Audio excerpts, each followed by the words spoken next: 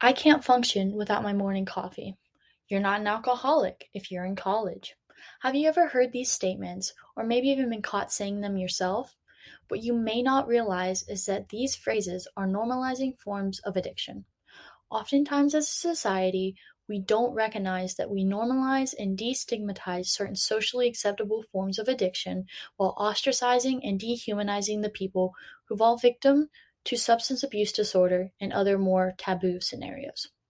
I want to help change that narrative today by sharing a personal story about someone who's very important to me. This is someone who doesn't fit the traditional narrative of an addict and who's so much more than her condition. To preserve her anonymity, we'll call her Jane. Jane is one of the most incredible, inspiring people that I know.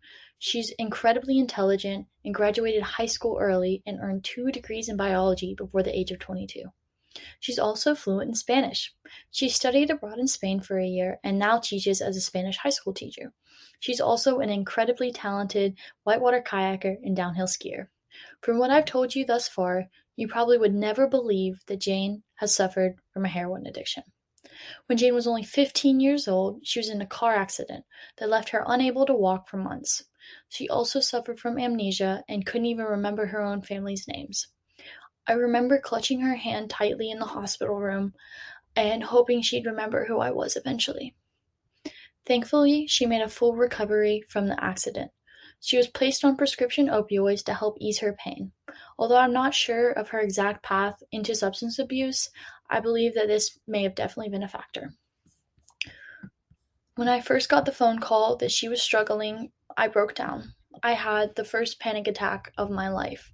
I remember calling and calling until she picked up and I could hear her voice again, until I knew that she was okay. It's been 2 years since that day, but I can still feel my heart racing and my chest tightening just thinking about it. Later that month, her partner passed away from an overdose. It made everything seem so much more real and so much more terrifying. I had horrific nightmares upon nightmares of the person I loved dying alone. I tried over and over to get her the help and support that she so desperately needed. I was straight up told by some people in her life that she deserved what she was going through, and I couldn't get any help from law enforcement because I didn't know of her whereabouts. It felt like my efforts to help her were disregarded just because of the nature of what she was struggling with. Thankfully, Jane is well on the path to recovery. I saw her in person recently for the first time in several years just last month. I am so glad that she is doing better now. It hurts my heart so badly to see her cover up her arms in fear of being judged for her scars. I just want her to know how beautiful and worthy of love and support that she is. All of this to say, addiction is not some funny one liner about your morning cup of coffee. It's a real life hurt and pain that affects real people.